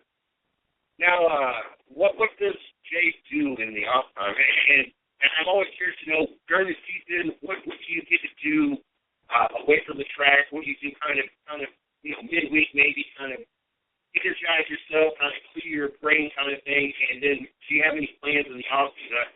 And I use the word off-season very lightly because I know you guys really don't get an off-season. But is there any plans to do in the off-season? Any trips, any hunting, fishing? What did you do in the off-season? So we kind of take your mind away from everything just for a little bit before you get back into the swing of everything. I wish I could do that, but no, my dad, he's like, no, you're coming to work Monday morning. So he keeps me busy, I'm also learning his business, how he controls all that and stuff. So he puts me to work. He doesn't want me going fishing and stuff like that, which I wish I could do, but no. Usually, like around November, December, I usually go out to legend car racing out at Las Vegas Motor Speedway. Kind of stay in reaction speed and stuff like that, trying to stay fit. So, but no, usually just Monday to Friday, like everybody else. Go to work, come back home, and relax. You can't wait to get a NASCAR contract. So, him nor you have to worry about the Monday through Friday. Well. Oh no, yeah. My dad's true. Yeah, he's worked his butt off all year, and he's always been there supporting me and stuff like that. So it'll be nice to finally sign a NASCAR contract and say, Dad, know what? You can retire. 2016, is there any plans for yourself yet? Right now we're working with sponsorship, trying to do a full season in ARCA series and stuff like that, and we're still waiting for the car for the NASCAR diversity program. So hopefully I can get picked for that. So I did really good out in Langley Speedway. It was a tough field, and we'll see for next year. Big opportunities if everything happens good. And one final thing before we let you go. Growing up, and your answer might be the same. Now my answer is a little bit different because I'm almost twice raised. And so my childhood idol obviously does not race anymore, so I have a current favorite or whatever. But growing up and currently, if they are different things, but who did you idolize?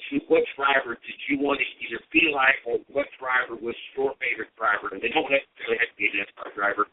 If it was a different kind of type of racing, that's you had a favorite driver. A lot of people ask me that. It has to be Carl Edwards. He was in the same position as me, and he didn't come with a lot of money. He was the guy from Kansas, Missouri, trying to make it in the big leagues. He always worked hard. He never gave up in his dream. And then one day somebody called him, and look where he's at now. It's just, and he's never changed. His attitude and stuff like that. He was good with the fans and stuff like that. So it's pretty cool to admire somebody like that, like Carl Edwards. He's a big inspiration for my life. So I think with him still being in the chase, that's who you're pulling for in this next round? Stan and Kyle, of course. The Joe Gibbs trio.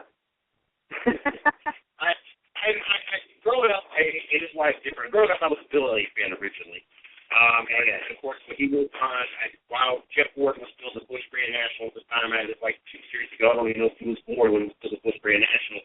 Before it changed to the Nationwide Series and then changed to the Xfinity Series. I was a sports fan. Now, there's certain sports, like, I say Buckeyes right now winning 21 straight games. I watch them win every single week.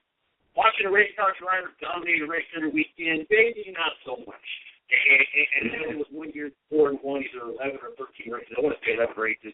So I said, you know what, it's time for me to choose somebody. Everybody else is jumping on this wagon that I was on long before he became, what he is now.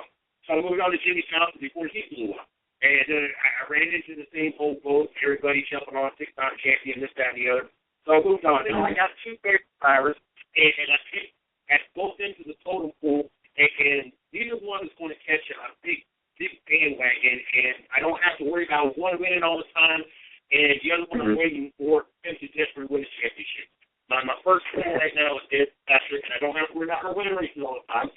God's going to start getting better and better, but I just don't think she'll ever be that multi-time winner. If she wins one race in the season, I would be shocked. That's going to be the extent of that.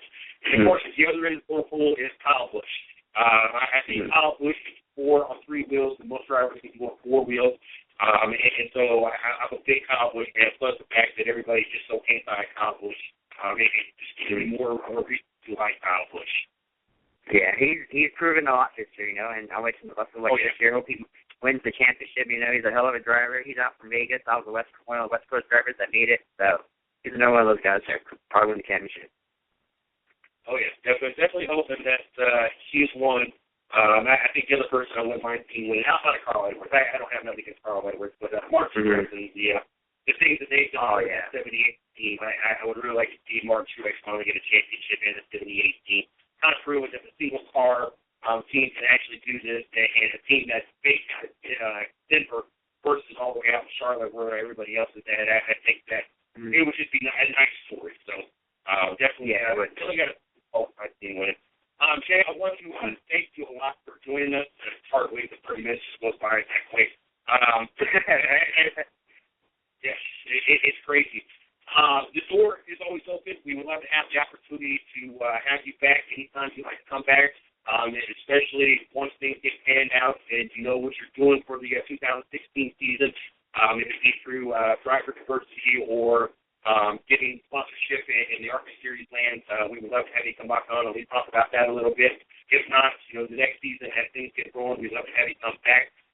Definitely we'll be keeping an eye on you, and of course the rest of the One Nation will as well.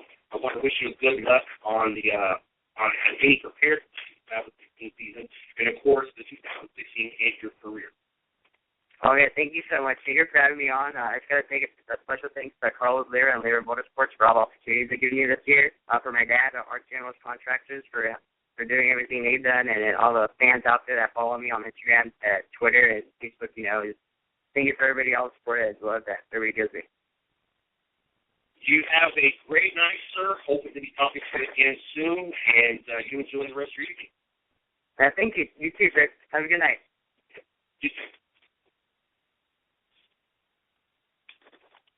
And once again, you can tell why we chose this video or this interview to be our second part of the best of for 2015. I'm looking forward for the rest of this week, as we obviously got 3 more days of shows, Thursday and Friday, and looking forward to all next week. We have a lot of interviews that we're going to play back that that we got to experience in 2015, and it's great to be able to sit here and relive the interviews, relive the conversations that I had with Jay and with Erica, and just listening, not only listening to the interviews, but also listening to them and get to hear them and myself as well. When I jumped into this was all new to me, and so every interview to me is a learning process. And just to listen to myself and learn, hear where I was at, even as simple as a couple months ago versus where we're at now. Phenomenal, just be able to kick back and listen to it. And I hope everybody that's listening to the show tonight, if you're catching it live on BTR, or if you happen to be replaying it over on iTunes or Stitcher or SoundCloud or Spreaker, or maybe you guys are replaying it and listening on the I-95 network, or even tomorrow when it's played from 10 to noon over on the I-95 Sports Network live. I hope you guys get to enjoy the same thing that not only did we got to enjoy while it was live, but I hope you guys enjoyed it as much as I got to, even listening to it a second time. And that's kind of why we're wrapping this year up. Obviously we're going to still have some live as we spent the first 30 minutes of the show live, and we got Enzo in the studio. But we kind of wanted an opportunity to kind of live back the 2015 season and, not put a lot of stress on these 2 weeks with Christmas and New Year's and family and everything else. And, we have a certain obligations, and we wanted to make sure that we were able to still put out a show. Honestly, if we weren't on the I-95 Sports Network, we probably would have took these couple weeks off with everybody having family and everything else. But, since we have the obligations that we have, and, of course, we got the sponsors that we have, and we got the talent that we have, I figured what better way to still have a show and enjoy these 2 weeks and work around the family and everything else, and yet put on a very good show. And the best thing I could come up with was let's relive some of the great moments of the 110 Nation Sports Radio Network over 2015. Like I said, we pretty much had a guest on every night this last year, the same as in 2014. So trust me, we've got plenty of interviews to be taking over for the next 8 shows that we have leading into 2016. So definitely excited about that, and definitely excited about being able to just kick back and listen to them. And remember, the things going through my mind and listening to their answers and just, kind of thinking, what was I thinking? Why not even ask those questions? Or, wow, that was a really good question. I get it from both ends, and so definitely excited about that. Without any further delay, though, we do have our NHL expert in the house joining us tonight. Very excited about having Enzo back with us tonight, and got the opportunity to stop in and see him for a few minutes Sunday night. I was glad not only to be able to stop over there at yesterday's Pub and Grill at 98 Armadillo Lane in Sanford, North Carolina. You guys need to make sure you check that out. But I got to see a lot of familiar faces: Mike Spears, Jennifer Hoey, Steve, and I don't know his last name to save my life. And that's because he on his Facebook page, and so I don't know his last name. Izzo, John the DJ, Kat, the one of the managers. There's a lot of great people out there, and it was really good to be able to. Even though I was only in there for a handful of minutes, it was great to be able to see everybody, be able to talk to everybody, and hopefully I'll be back in there real soon. But you guys need to make sure you guys check out that place. But without any further delay, let's get our expert in here. How you doing tonight, Izzo? I am doing excellent, Jay, and it was a pleasure seeing you Sunday. It's always a pleasure getting to hang out with you in person, even though it's for a few minutes at a time. It was still a blast Sunday night. So it was good to see you again. It was great to be out there. Definitely can't wait until tax season gets around here. We get the vehicle up running with my vehicle up running, so I can get out there and see everybody a little bit more often. Before we jump into this, let's do what we do every week. Go ahead and give an opportunity for them to be able to find you on Twitter. Share that information before we jump into this tonight. Okay, you can follow me at 110 Puckhead. Jump on Twitter. Let me know who you guys are rooting for.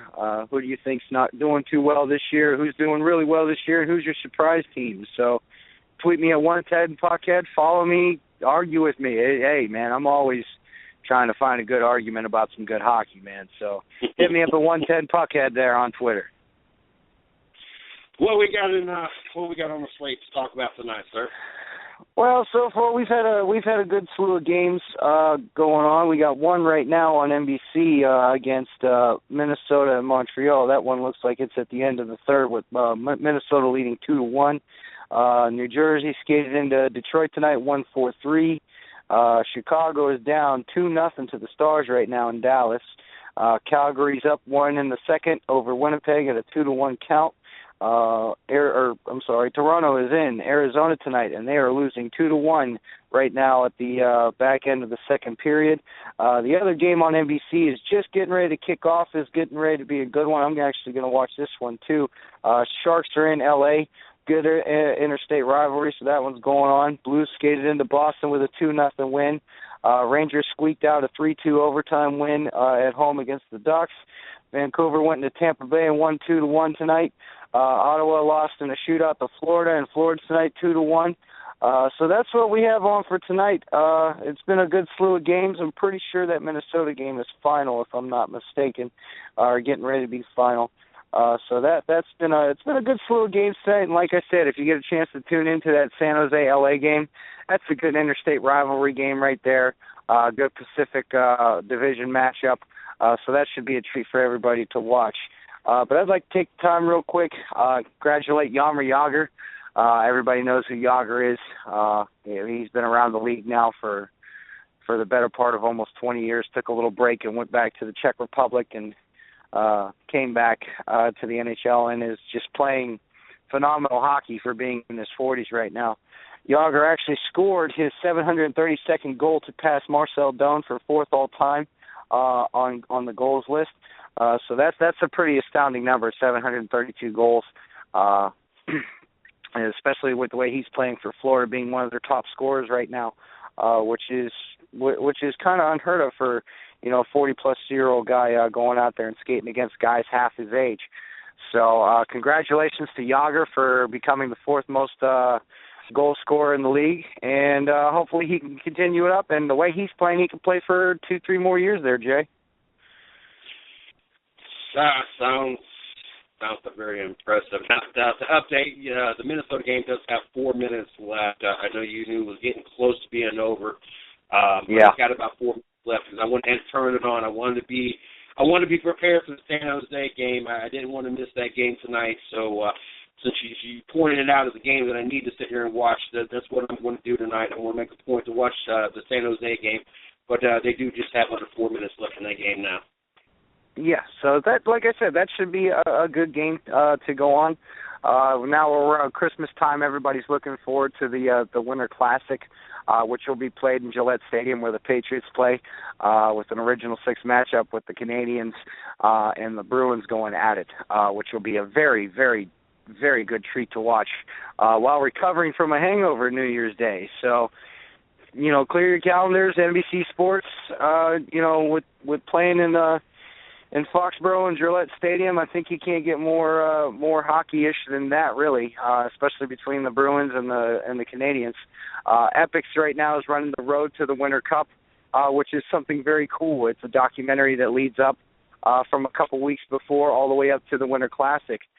Goes behind the scenes, behind practices, workouts, even life at home for some of these players and everything like that. There are rituals that they do before every game. It's a good way to see how a hockey player really prepares for a practice, for a game, or, just a charity event of some sort. So it really takes you behind closed doors and lets you get a sneak peek of what these players go through, into going into a big game like the Winter Classic or even the Stadium Series or the alumni games and everything like that. So the new year kicks off with the Winter Classic, then we have the Stadium Series, and then we have the alumni games that go on throughout the month of January and February. So hockey's going to get pretty big here, coming close, to the end of the season for NFL. So, after the NFL, you got, basketball and everything like that, college basketball, but hockey still stands strong there in the background there, with all the outdoor games and the Stadium Series games and even the alumni games that they have coming up.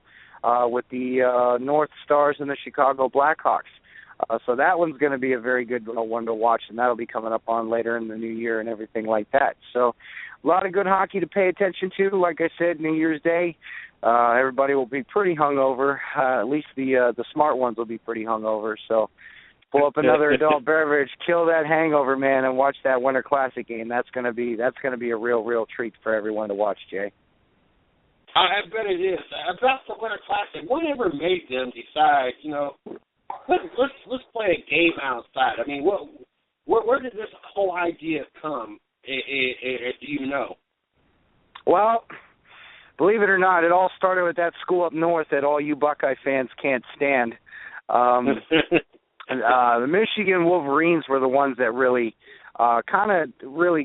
played more, they played a lot of outdoor games, especially in the big house.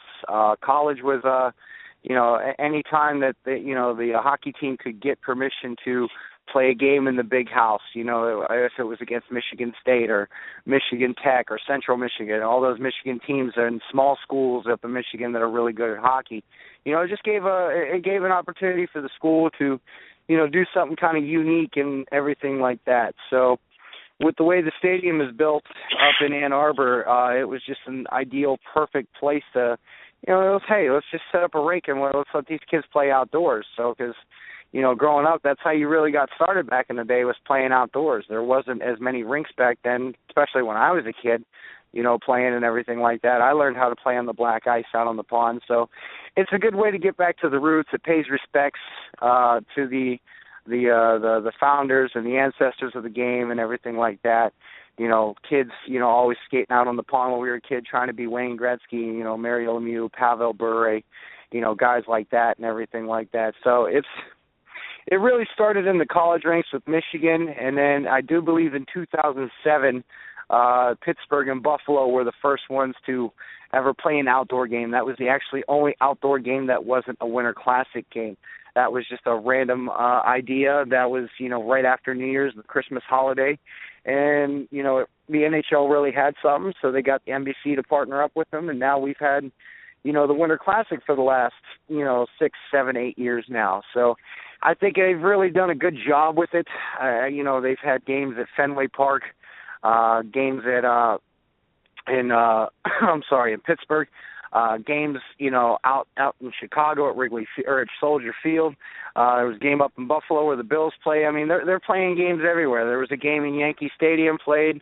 Any time that you can really pull in a crowd and everything like that. I mean, it's kind of a magical thing to see guys playing a professional game of hockey at the house that Ruth built. So it's something really special to watch, something really cool, and something that really pays, like I said, pays the respects to, the founders and the ancestors of the game that we love to play so much. So it's a good way to show respect, like I said, and it's all around fun, feeling the cold weather out and everything like that. You're all dressed up, and skating the black ice, without a care in the world. And it kind of goes back to that where, you were just playing to play. You weren't playing to get a paycheck or, to make the NHL. You were just out there trying to be the superstars that you followed at that point in time. So, I mean, I've had countless, memories of playing on black ice with my little brother and all of our friends and everything, pretending that we were this person or that person, or we're going to score a game-winning goal in the Stanley Cup. So everybody did it, and it was just really good fun, really laxed. It wasn't anything, serious and everything, just a group of guys lacing up some skates and just shooting some vulcanized rubber around, Jay. That's pretty much how it came to be. Gotcha. I don't know, I was just curious, too. I mean, you really kind of had to think outside the box, for the NHL to make this such an event that it's become. And I was just kind of curious of, how it all came about and what person decided, let's do something different that we don't do any other time of the year. And so I'm kind of curious. Well, I'm kind of waiting for the time where, Jerry Jones will be like, hey, well, let's play a Dallas Stars game in Cowboy Stadium. That could be, that could be, not far-fetched at all, really. You could see something like that, So it's going to be something really interesting, and I think the ball is still going really well with it. Usually when you watch these games, they have all kinds of things going on, charities and so forth and such. And usually when the game is going on, they got two small rinks where you can see the children of the players are playing games and skating around on mini rinks and everything like that. So it's an all-around fun time for the family, for the fans, and for the NHL, and especially the players. The players take this to a serious note. They especially with a game like this with the Canadians and the Bruins coming up, an original 6 matchup and a rivalry that's been going on for almost 100 years now. So, it's going to be something magical, and it's also going to be organized war on skates. So it's going to be a treat to watch, Jay. I bet it is. I don't know. It just seems that it would be regardless of the end result, and honestly, this kind of game, it honestly probably could even be a blowout, but just because of it being something different in the history, I still can imagine this game being a very fun game to watch regardless of the outcome of the game. And you can't say that about a lot of games. A lot of games, it's a blowout or just the competition ain't what you want it to be. It's not, you kind of bounce back and forth between whatever games are on and the NHL channel. But this being the event that it is, I just can only imagine, it one of those things that you really can't pull yourself away from just because it's just something different.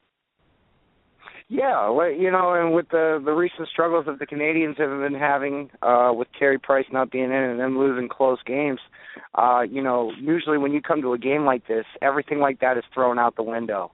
This is kind of like a one-game championship series, essentially. These guys are really trying to, win this game, because it's something that, not every team gets to do every year. Some teams still haven't been able to do something like this yet. So, and more teams are looking to do games, they want to be part of like a stadium series or a winter classic or an alumni game of some sort. So it's going to be an interesting thing, and like I said, with the Boston playing as well as they have been the last couple of weeks, and the Canadians not playing so well, I think all that's going to be thrown out the window because, let's face it, these two teams do not like each other any way, shape, or form. They do not like each other. They haven't liked each other. There's usually blood that gets drawn in these games between the Canadians and the Bruins, especially in the playoffs. In the last 12, 13 years that, the Canadians and Bruins have met in the playoffs, it has not been pretty. Guys getting beat up pretty hard, guys really trying to sacrifice their body, because they just don't like each other. So I think the NHL hit a home run with this one this year for the Winter Classic, being an original six matchup, like everyone knows right now. So everybody's kind of counting down and holding their breath, and some of them are really excited about it. Like I said, you can catch it on this Epix channel. Like I said, they're doing the road to the Winter Classic, and it's a very good thing to watch. It's very interesting to watch. It takes you behind the scenes and shows you what it'll let you can see these guys and have them explain to you, what a game like this really means to them. What it all boils down to. So it's all about getting a W, and it's all about beating your rival there, Jay. I bet it is. Definitely looking forward to it, though. I'm definitely going to be kicking the feet up, having a couple cold ones, and enjoying some classics. Yeah, it'll be a treat, Jay. It'll be a real treat. I'm actually really excited for this one too. It's kind of too bad that I got to be at this Ironman tournament, but you best better believe I will have it recorded, and I will be paying attention on my mobile device throughout the day and, checking out the highlights and everything while I'm at my tournament. So I'm kind of upset that I don't really get to sit down and watch it, but hey, we got TiVo and Dish can record anything nowadays, so, it's not like you're really going to miss it. So it's an event for the ages for this year. And, if it wasn't for that 2007 game where, Pittsburgh went up to Buffalo, and I think they hit a home run on that one because that one ended in a shootout with Pittsburgh being the winner. And I think the NHL realized that they had something really big here, and now they've just taken it to a whole new level.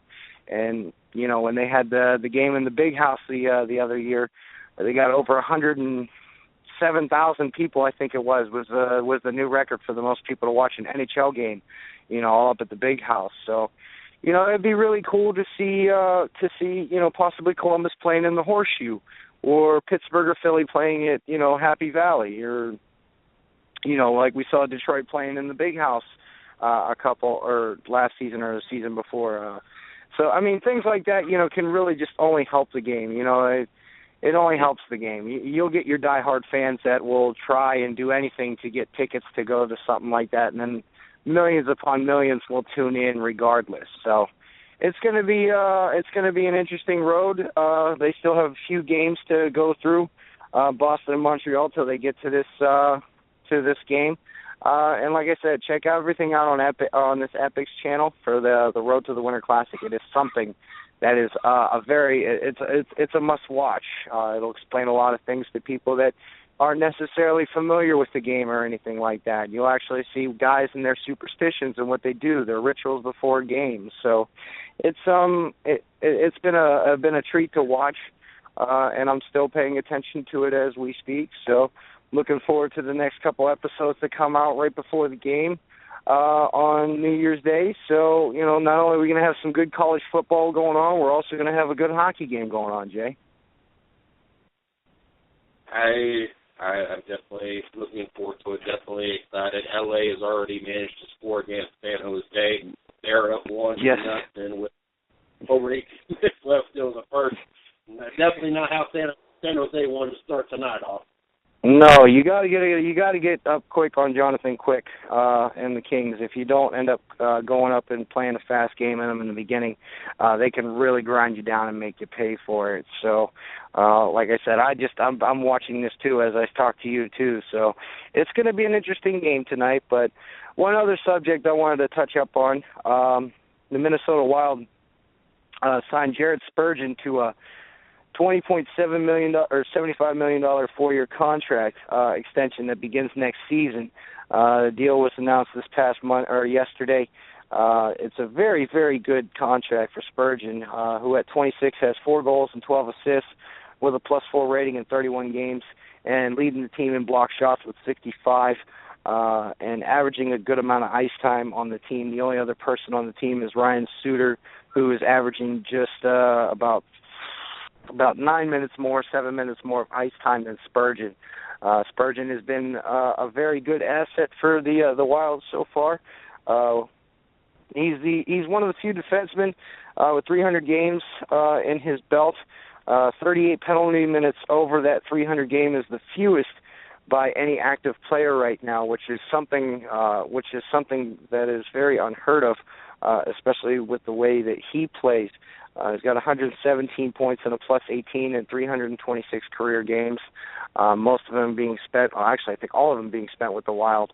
So he's really starting to come into his own, especially at the young, ripe age of 26, and he's only going to help Minnesota in the long run, especially if they can make the playoffs and get a decent spot in the bracket and everything like that. They can go a very long way and be a very dangerous foe for whoever meets them in the first and second round.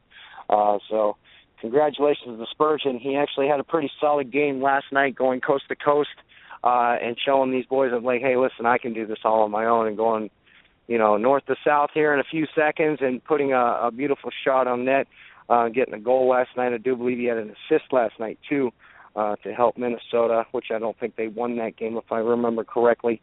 There were a lot of things going on last night that I was trying to pay attention to. So he's a very good two-way defenseman, can play a physical game, can really, put points up on the board, as we all see, with 117 points in 326 games.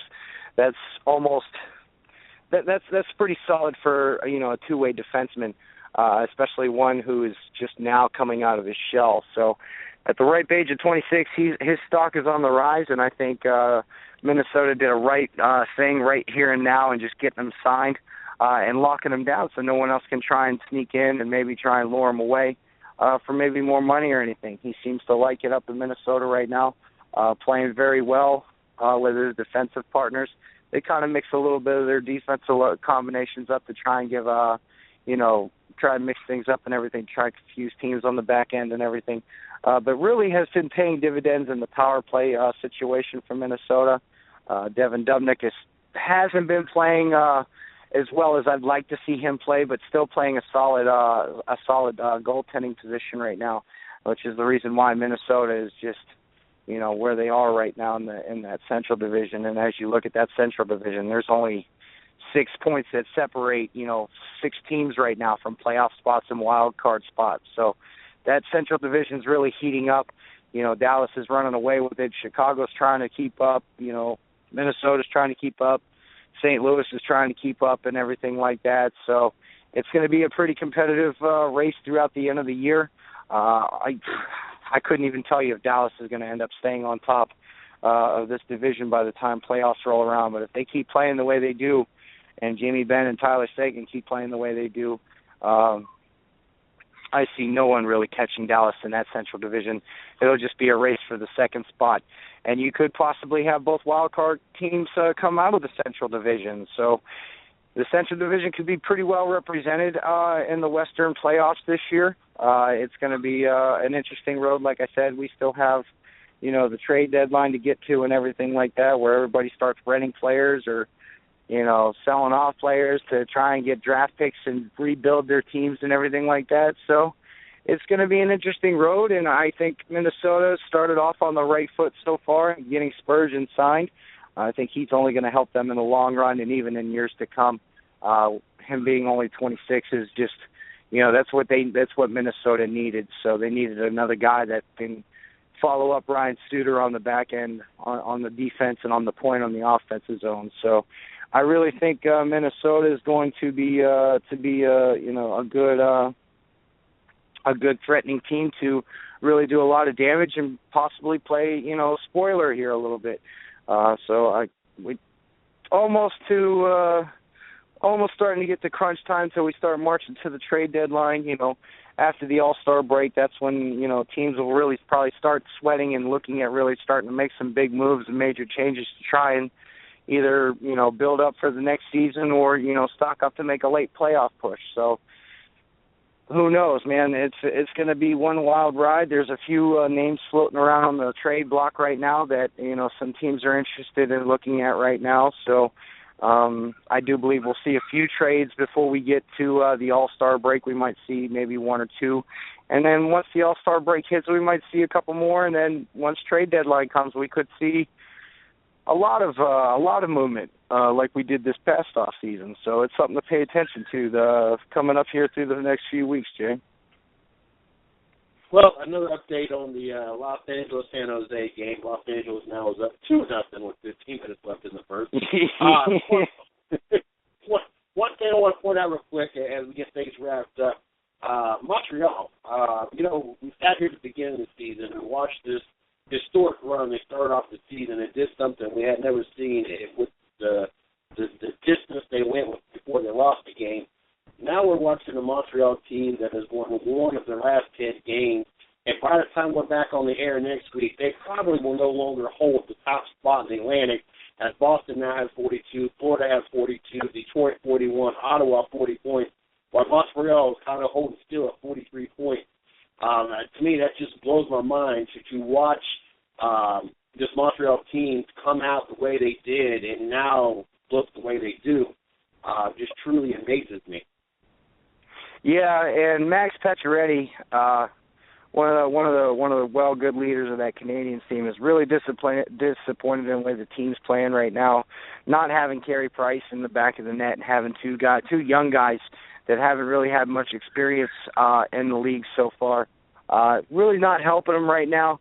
They're not playing good 5-on-5 hockey. They're getting into penalty trouble here and there. Their penalty killing has been a little bit down and everything, and that's due in part to Carey Price being hurt right now.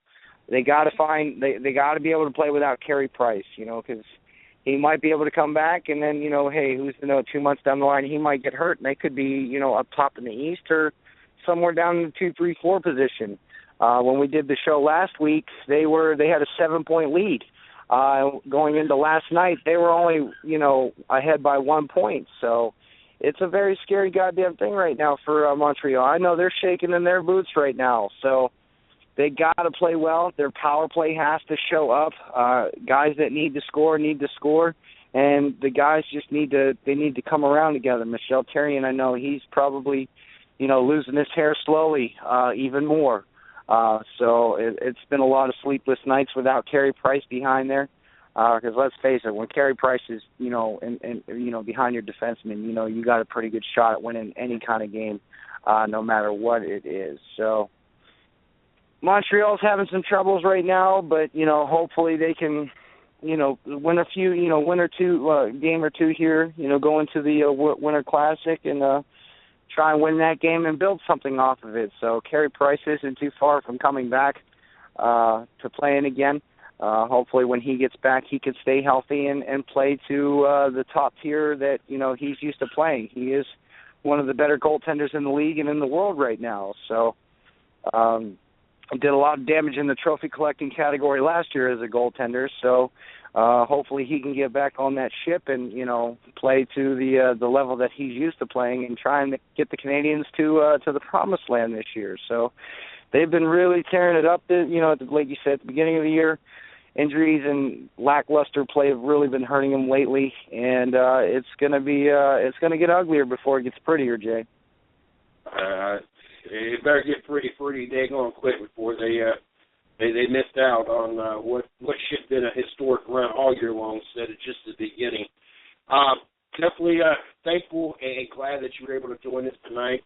Looking forward to being back here next Tuesday night. Since we will not be speaking to each other, at least on the air, between now and next Tuesday, I want to make sure that I wish you a Merry Christmas, and looking forward to spending next week with you, wrapping up 2015, and definitely looking forward to see what 2016 brings for us and you as well, part of the 110 Nation, and you enjoy the rest of your night, sir. I will, Jay. You have a good Christmas with yourself and your family, and we'll talk to you soon, bud. Yes, sir. You have a great night. Definitely want to thank our NHL expert for joining us. Make sure you guys follow him at 110 Puckhead. You can follow me as DJ Sports One. You can follow the 110 Nation at 110 Nation. I'm glad to have the opportunity to kind of have a combo here. We got some live action. And we got to relive 2015 tonight. And we'll be doing this throughout the rest of this week and finishing up next week, finish up 2015 by bringing you the best of 2015, bringing you some of the best interviews and some of the great times we had in 2015. And not only are they going to be from the 110 Nation Sports Show, but we're also going to be bringing you some from Racing with Big Sweat as well, also on the 110 Nation Sports Radio Network. So make sure you guys tune in, especially if you're new to the network, and get listening to some of the great interviews we've had throughout the year. For those that missed any of the interviews, make sure you guys tune in for the next 2 weeks as we'll be replaying those. And for those that have caught the interviews, make sure you tune in and listen to the interviews once again. It was great for me to be able to kick back and listen to both those interviews today. And definitely looking forward to tomorrow doing it all over again. Don't forget to catch the 110 Nation Sports Show Monday through Friday at 9 p.m. You can catch the Racing with Big Sweat at 9 p.m. on Thursday. We'll have to come back at the beginning of the year, starting in the 3rd or 4th, whatever that Monday is. We'll be having the 110 Nation Morning Show back on at 9 a.m., new time, new show. Looking forward to that. Don't forget this Sunday night, the debut of Midwest Sports Power Hour, brought to you by YellowCautionFlight.com, powered by the 110 Nation. Very excited, looking forward to having the opportunity of doing that. Tomorrow night, we'll be back at it. You guys enjoy. Thanks for listening to the 110 Nation Sports Show with Mr. CJ Sports. You are a part of the 110 Nation. So be sure to visit the110nation.com for everything related to the show. You can follow CJ on Twitter at 110nation and on Facebook at 110 Nation Sports. Until next time.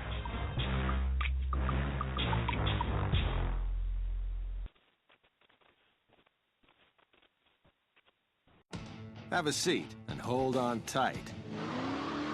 Because the ultra-high performance tire that first raised the bar just crushed it again. With better traction, more stability, improved wet braking.